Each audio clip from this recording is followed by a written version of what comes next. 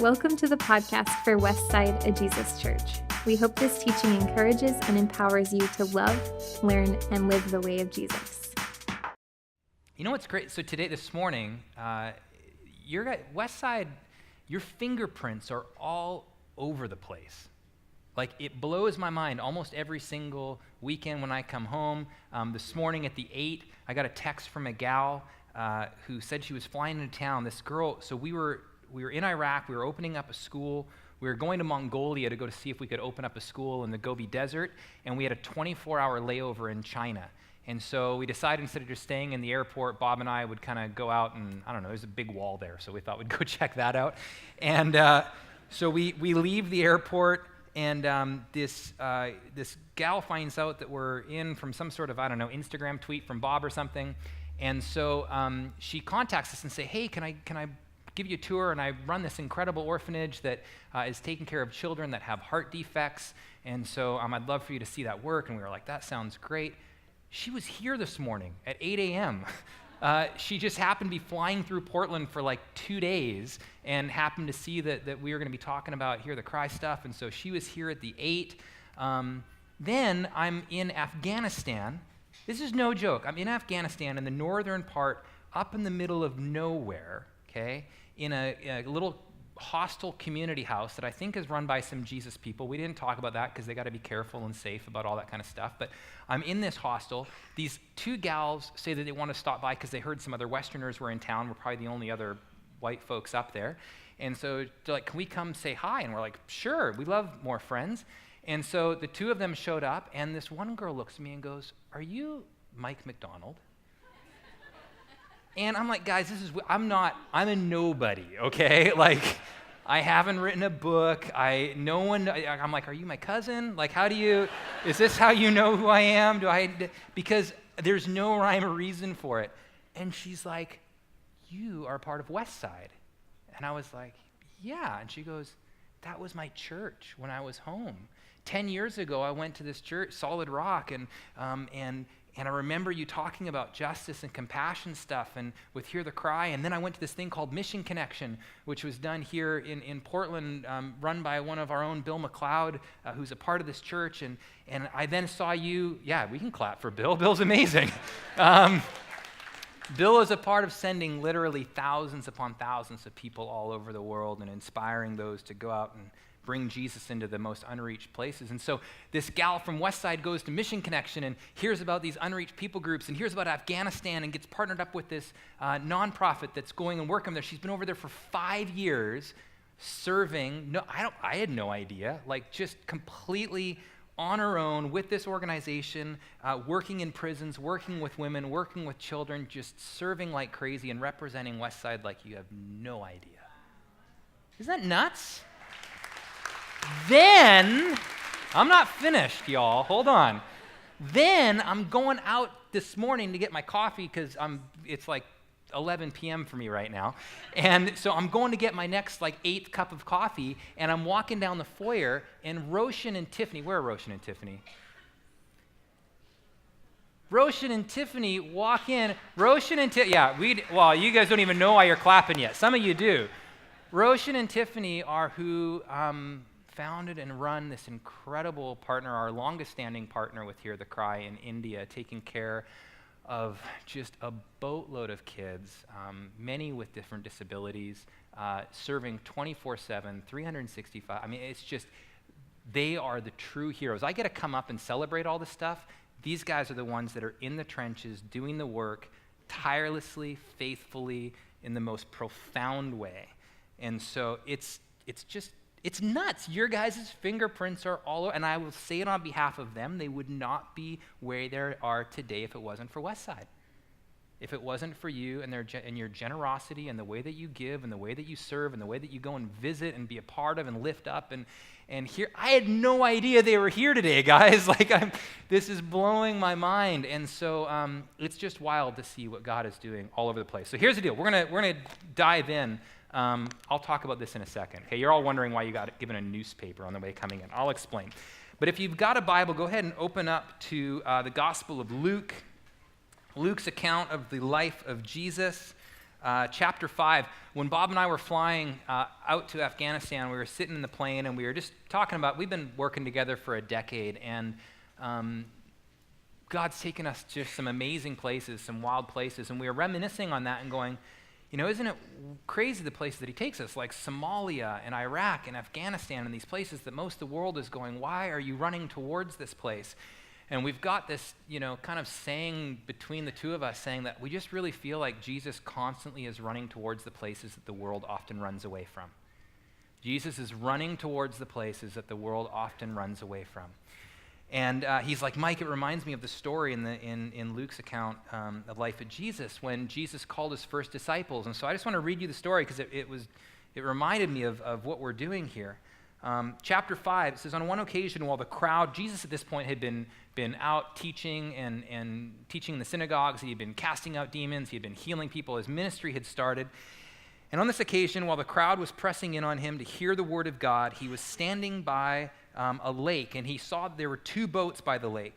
But the fishermen had gone out from them and were washing their nets. They were done for the day. They had finished up, and they were washing their nets. Getting into one of the boats, which was Simon's, he asked him to put it out a little bit from the land. And he sat down and taught the people from the boat.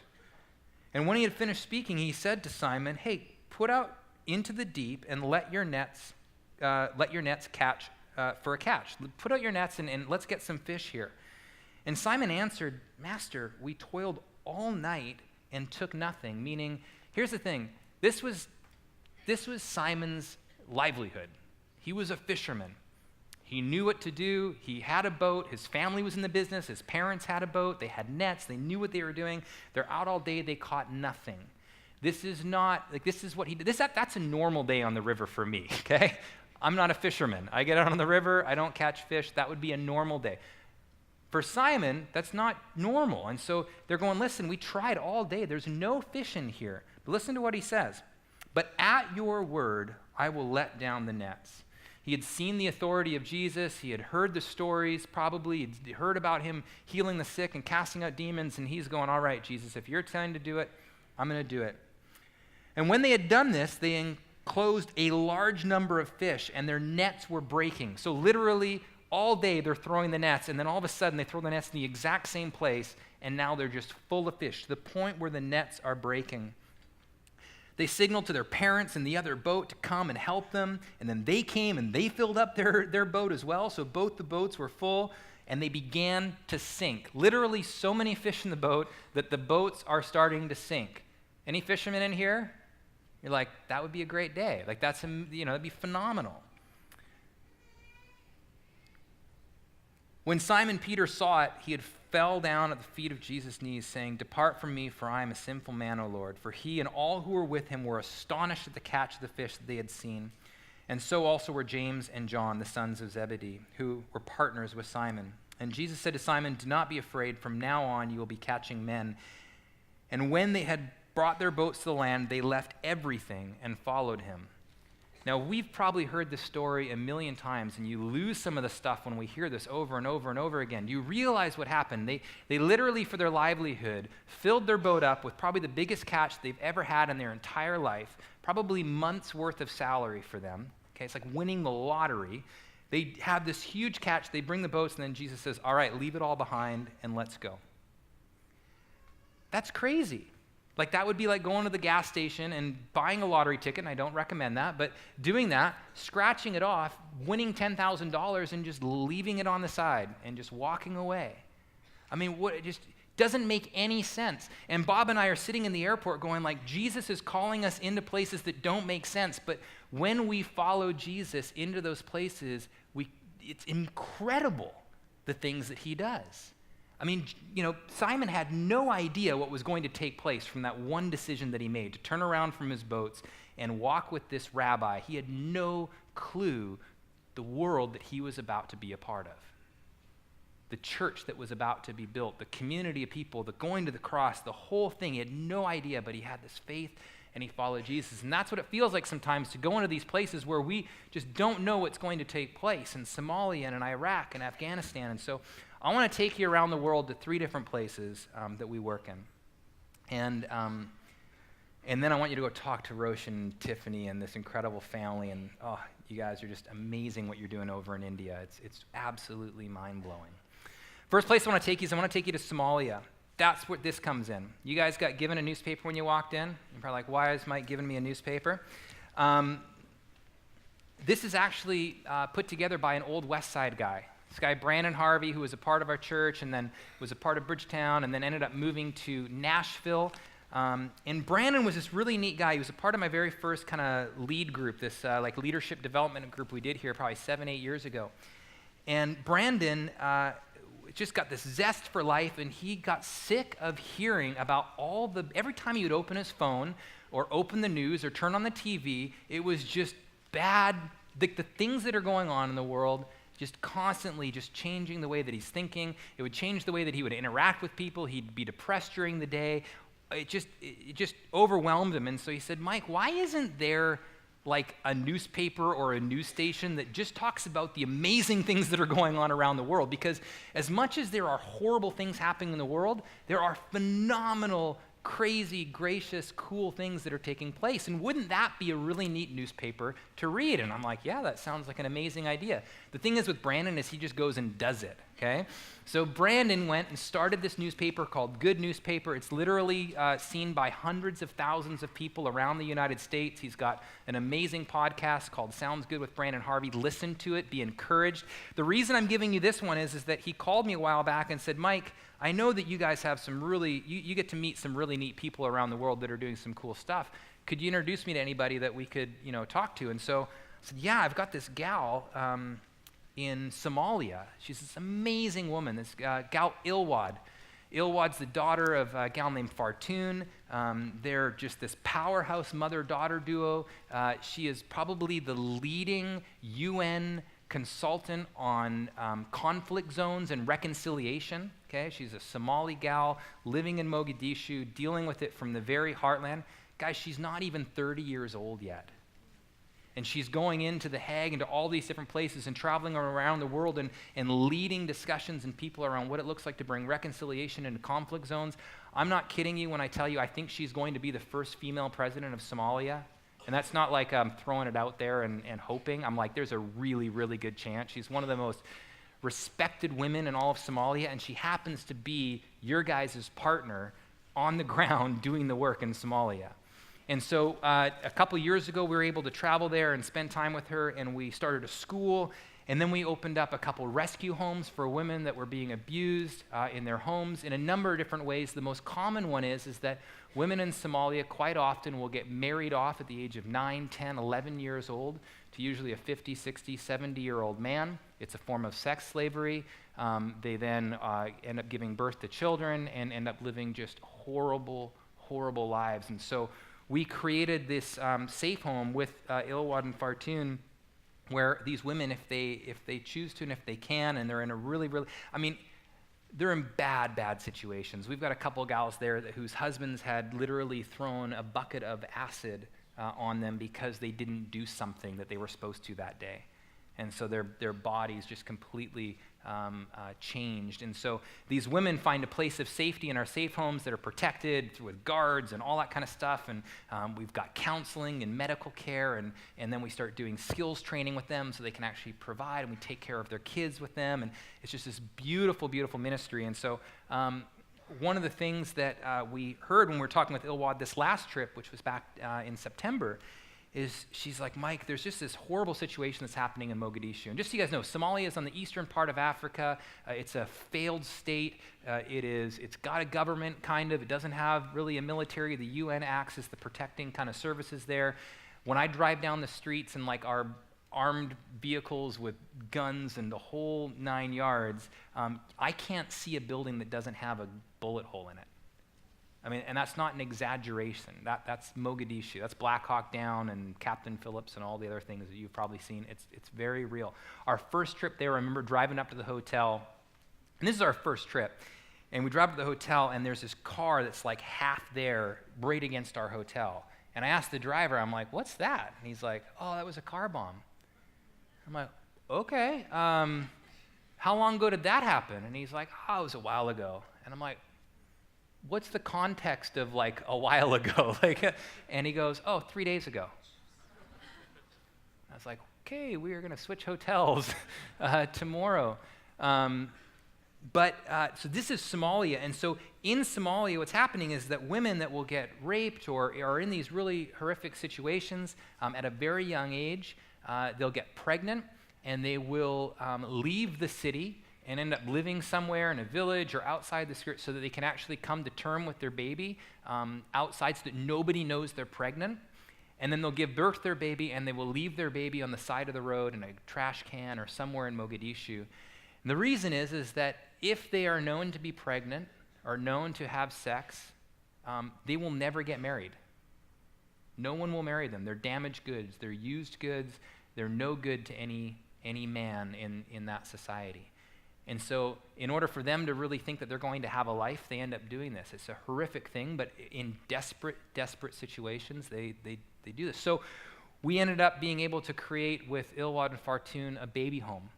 And so it's the first of its kind in Mogadishu. It's a home where these women can drop their babies off. If police find babies in the streets, they can come and drop them off here. The government knows about it. The community knows about it. And guys, we have 9 babies there right now. Can you imagine that precious little thing being found on the side of, and it's not even like we're talking Mogadishu streets, not even Portland streets. I mean, horrific. What's amazing is that the women that are caring for these kids are often those that have been rescued and put into those rescue homes that are now getting to go and serve in the baby home and love these kids and pass on the love that they've received from this incredible organization. You can read about her. The reason I give this to you is there's a whole story that Brandon did on her, and so you can take this home and read more about what Ilwad and Fartun are doing through Elm Peace and all that they're doing. It's absolutely incredible. This was in the northern part of Somalia. There are areas where Al-Shabaab, which is kind of like the ISIS terrorist group that's been wreaking havoc in that part of the region and part of Kenya and going into Somalia and so on, they've got a lot of control, and they hate kids going to school, specifically girls. They want control of the area, and so in a lot of the rural parts, they do have control. So we can't drive food into these areas, and so we ended up partnering up with the UN. They gave us a couple planes. We were able to purchase about 50,000 tons of food that you guys ended up sending out to actually feed some people that just have nobody. I mean, they absolutely have nobody, and so this is actually on the ground with some of the food and the rice and everything else. Guys, you did that.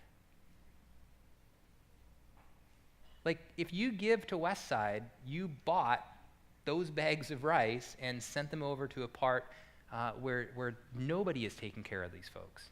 Nobody. And they know about you. That's what's wild. They actually know about you. And when you talk with them, and they're thinking about you. They're praying for you. They know where Portland, Oregon is on the map because of you now, because they look it up. They're like, where are these people coming from? Why do they care about us? It's wild. This is a couple of the 1,000 people that came to receive food that day that we were able to hand it out. Precious little kids. I want to take you to Afghanistan. Afghanistan's the most recent country that we walked into. It's been a number of years we've been planning to do work in Afghanistan. And in Afghanistan, the Taliban still has a ton of control. They're actually having a pretty big insurgence at this point right now. And so the Taliban really, and there's a lot of other, kind of terrorist cells and so on, but one of the main things is that they hate education. They hate specifically, again, women and girls going to school. They don't want critical thinkers. They want followers, not thinkers. And so one of the things that they do is they go around and they bomb any schools that potentially exist, especially schools where girls go to, because they don't, the scariest thing for the Taliban is a girl with a pen. The scariest thing. And so these kids were in a rural area, in a village. Their school had been bombed. Actually, a number of their parents had gotten killed in the attack as well. And they made it into a northern part, which I can't really mention, but this northern part of Afghanistan in a larger city where there's some safety and protection. And they landed there as IDPs or as refugees. And so when we had been talking with the folks in Afghanistan that we had wanted to open the school with, it was a group called Afghans for Progressive Thinking. How awesome is that? I'm like, that's who I want to be with. There's a reason. I'm going to talk about Bible translation in a bit, but it's tied to what I'm talking about. And so these incredible people that are doing this work said, let's open up a school for these girls. So we did. We flew there. This was just 2 weeks ago. I just flew back on Tuesday, and we were able to open up a school. And guys, this was the very first day of school for about 30 kids. There's going to be close to 100 in this building that we're going to get to give education to.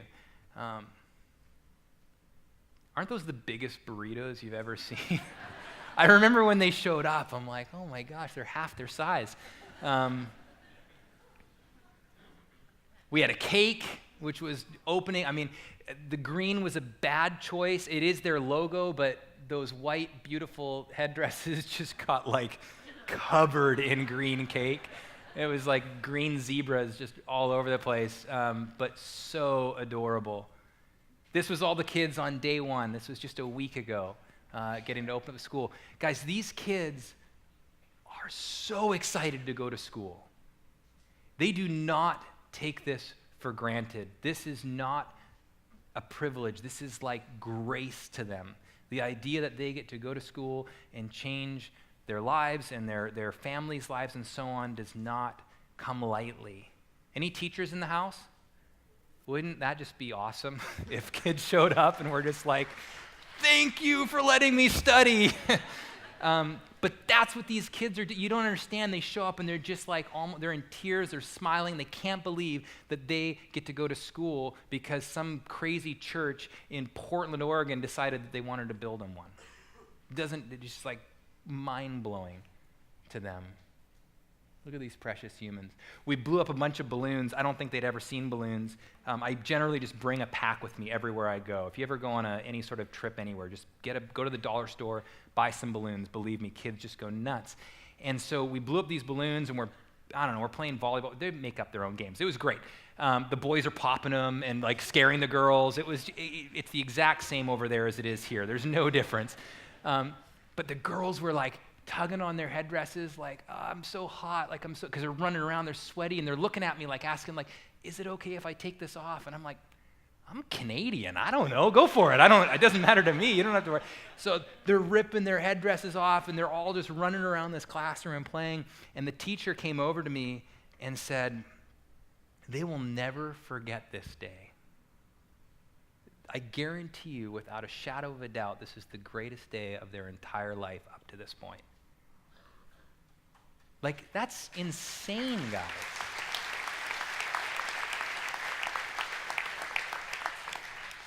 And it's just a building and a pack of dollar balloons. But the impact of showing up and actually, it's more than a phone call. It's showing up on the ground and actually sitting down, and it's why we do trips. It's why we do short-term trips. I was never a big fan of short-term trips because I always just thought, why don't we just send the money over and let them deal with it and do that instead of taking teams over, and it just feels like it's a burden, and gosh, is it really about them? It's probably more about, I had all those thoughts until I show up and sit down with some of these kids and realize the impact that it makes for you to actually go across the pond and sit down and hear their story and be with them. They know they're not alone. They know they're cared for. They know that when the going gets tough, that there's this crazy group of people again over in Portland that are with them, that will show up at any notice, and they feel it. They see Jesus. They see Jesus. Because it just doesn't make any sense to them. And the only thing that can make sense is these guys, they follow something, and they're following them into these crazy places.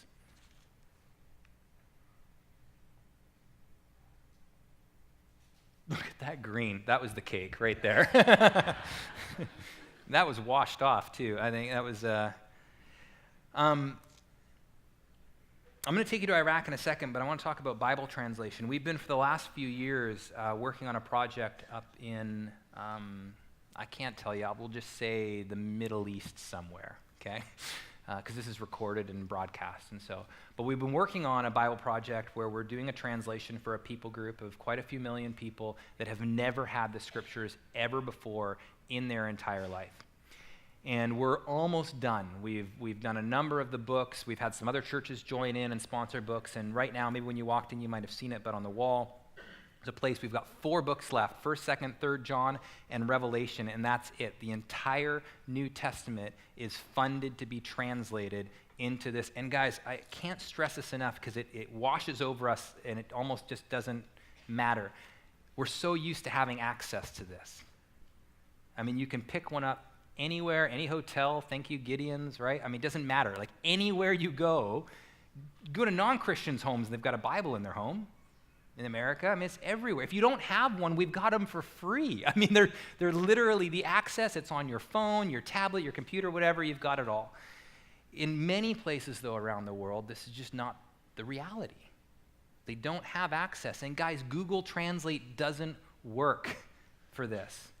You ever try to do Google Translate? I mean, it's hilarious sometimes what it gives you. The most recent one I saw was it was down somewhere in South America, and it was a sign around a hurricane warning, and it said, the Spanish was, if a hurricane comes, listen to the sirens, follow the sirens, they'll lead you to the safety, what have you, yada, yada, yada. You Google Translate that with your iPhone or whatever, and it switched sirens to mermaids, and so it read like, when a hurricane happens, follow the mermaids, Listen to the mermaids, they'll lead you to safety. And guys, that's like a simple little sentence. Can you imagine Revelation with Google Translate? I mean, I have a hard time understanding Revelation, and it's in English, and it's like my first language, let alone what it would translate it into. And so it takes an immense amount of work to actually get the Bible translated into these languages. We've got an opportunity that you can sponsor a verse for $25 per verse, and I've got a lot of people that ask me, where do you come up with the dollar amount, $25? It sounds like a lot for one sentence. But here's the deal. It generally takes about 25 years to translate the Bible into a new language. That's the general time frame. Okay, so it's about $1 a year per verse, which actually isn't too crazy. But here's what goes into place. First, they have to do a survey. They go and they find out, like, all right, what type of language is being used here? Is it audible? Is it written? Do they have a written text? Are there languages that are close to it, that are similar to it? Do people even read or write in this place? What percentage of people read? Would it actually make sense to do that? Are they asking for it? Are there churches that are already in the region that are hoping to get the scriptures? And all? I mean, so they have to do the survey. Then there's infrastructure. I mean, we need translators, and the translators actually need to know Greek and Hebrew because we're not going to translate it from English into, Arabic. We're actually going to go back to the Greek and Hebrew and translate it from Greek and Hebrew into Arabic because you've all played the telephone game. When you make a copy of a copy of a copy, it deteriorates. And so we can't just go, we want to go back to the original text. So then you need to find translators that speak that language that you're hoping to get into that also know Greek and Hebrew. And if they don't, then we need to actually send them to school to learn Greek and Hebrew so that they can then, do you guys see the layers that it takes to actually translate the Bible into these areas? And so it's a ton of work, and it is an exciting process to get to be with, to be a part of. And I would encourage you as you leave here, go out. There's boards on the side. You can donate $25. You can write your name against a verse that you translated, and know that you actually were part of translating that verse for the very first time in a language to millions of people that have never read or heard that verse.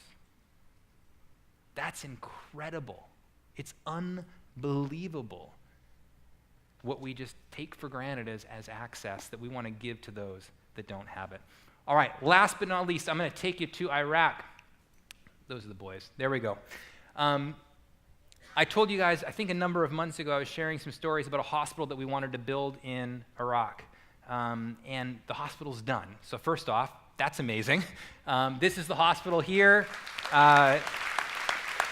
This was last week as well. So I went to Afghanistan, and then I just took a little puddle jumper over to Iraq, saw the hospital, cut the ribbon, met some of the folks, and then I flew home so that I could come and share with you guys. So it's been a whirlwind of a week and a half. But this is the hospital. It's been being worked on all last year.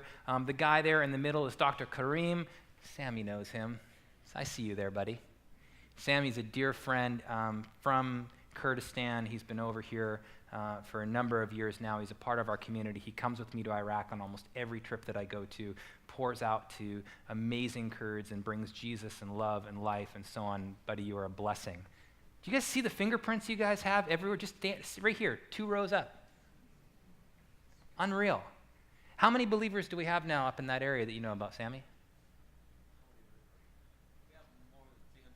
Okay, so let me tell you this. When we first started going, I knew of 2. 2 that were filled with the Spirit, trying to figure out, like me, what it looks like to follow Jesus. Today, there are over 350 in the last 4 years. And I'll tell you right now, he's too humble to say it, but it is in large part to what Sammy has been doing in that place. He is constantly on WhatsApp, like every day. Like he comes and meets with me, and he's getting buzzed on WhatsApp by all these believers over in Kurdistan that are asking him questions and talking about the scriptures and asking him about this and that. And he is constantly pouring out and leading a movement of Jesus followers up in Kurdistan. And he's right here in your church. He's right here in your community. Their family is phenomenal. So Dr. Kareem is one of our partners up there. He's our contractor. He also happens to help lead and run the hospital. Randy, who's in the middle there, this is wild to see how far you guys, again, stretch. Randy was a guy I met a couple years ago in San Diego. I was leading a conference with Bob called Dream Big. We were talking about, following your dreams and all this kind of stuff. And Randy's like, Mike, I'm this contractor in Vancouver, BC. I feel like I'm supposed to go and serve the church in some capacity. I heard you had a similar background where you were in business and you left to serve the church, and I just want to ask you about that. So I'm like, great, why don't you come down to Portland and we'll spend a few days together and we'll do it. So he comes down to Portland. He wants to lead their missions area, their kind of justice, compassion area for the church. It's a new church, but a growing church in Vancouver.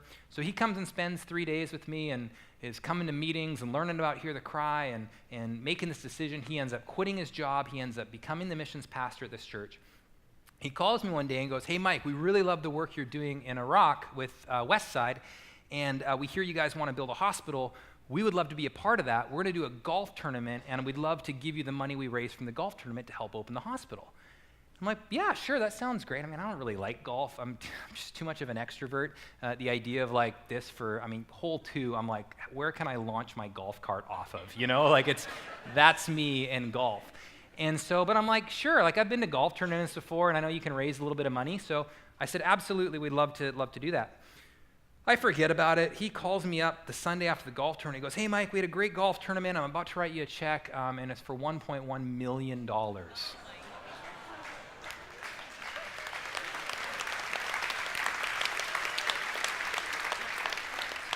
I love golf. I mean, it is my favorite sport on the planet now. And guys, just Westside doesn't receive any of that money. We actually just had them send that directly to Iraq to actually build this hospital. And so it just bypassed all of us and just went straight to there. So here's what it did. It finished the hospital. It built the whole thing. It's way better than we ever thought. It's got all the, I'm not a doctor. Kurt, you're more, you know this stuff. I don't know. It looks like a microwave, but it's like an incubator or something. And it's got those little blood spinner things. And it's got it all. It's really cool. And we show up at this hospital. It's unreal. And they've got money to pay for doctors and staff for the next 5 years so that it's completely covered. It's been open for a month and a half. They're seeing 50 to 70 clients a day, most of whom have never been to the hospital or doctor before in their life. They're primarily IDPs or refugees coming from Syria, from the north, up in Kobani. They're Syrian refugees that have made it over. They're never going back home. Kobani was completely just obliterated by ISIS and Turkey and Iran and the US, and everybody just kind of went in and the whole place is gone. So they're never going home. This is their home. They've never had any sort of medical care. They've been living on the streets for the last 4 to 5 years. We've been building them permanent structure homes. We've built 30 so far for the Syrians. We've got another 230 to go. There's about, closely 260 families that we know of that are there. And so this hospital's been seeing clients. And so here it is. This is, we got to spend a day and just get to watch these incredible kids. This is one of the Syrian families that are in those permanent homes. Guys, they are You walk through the village. We call it a village. It's not a camp. We walk through the village, and these guys can't wait to bring you in their home. They're so proud of their home, and they want to serve you tea and serve you food and spend time with you and sit and just reminisce and talk about how good God is in the midst of all of this stuff. It's so wild. There's your staff. That's your doctors and nurses and administrators and everybody. That's who's running that thing day in and day out. That's her first time ever. I don't know if she's happy or not, but I mean, her parents are really happy that they have this incredible opportunity. If you don't have a chance, and I'm just going to wrap up, and I don't have a fancy bow to put on this message other than just to say thank you. It is incredible. And come be a part of this. Come to India. Come hang out with Roshan and Tiffany. They would welcome you with open arms. Come to Iraq with me. Guys, it sounds scary. It's like San Diego. I promise you. It really is. The kids are running on the street. The family we go and spend time with have 3 boys that just like terrorize the entire city, and we've got a home there that we've got our own furniture, and we've got, I mean, it's just going to the beach and getting to spend amazing time with some incredible folks to show the love of Jesus in some profound ways. If you want to do the whole Bible sponsor thing, but you've got to leave, you can actually just go on to hearthecry.org, our website, and there's a little link right up there. You can do it online and actually sponsor verses right from your home or your phone or wherever else you want. Thanks so much for letting me do this. Like, I'm humbled to get to do this. I pinch myself when I wake up in the morning that we as a community get to serve the way that we do, and that we have elders and people that are leading this church that continue to be so generous. Like, do you guys realize 20% of every dollar that comes in just goes right out the doors to Hear the Cry and to church planting and moving the gospel of Jesus forward? I mean, that's unheard of. I talk with churches all the time that it's not the case. And so we're so thankful for you. We're thankful that you continue to give. And we are going to open up the tables. We're going to open up the giving bowls at the end of the gathering here. And we're going to take communion together. We're going to receive communion together. And I think Tim or Dom or someone's going to come up and do that together as a family. One thing I want to remember while we're receiving communion is that around the world, this is what's crazy. Not only does it represent the blood and the body of Jesus, it represents the larger body that we're a part of. That there are people around the world, millions, hundreds of millions of people around the world that we are actually connected to as a family that are doing this right now. Over in Iraq in the evening when they meet, they're doing this. They're grabbing the bread and the cup, and they're celebrating the body, and we're going to do that here as a church as well. And so it's just, every time we do it, I'm just reminded how crazy big God is in this world and the way he's moving.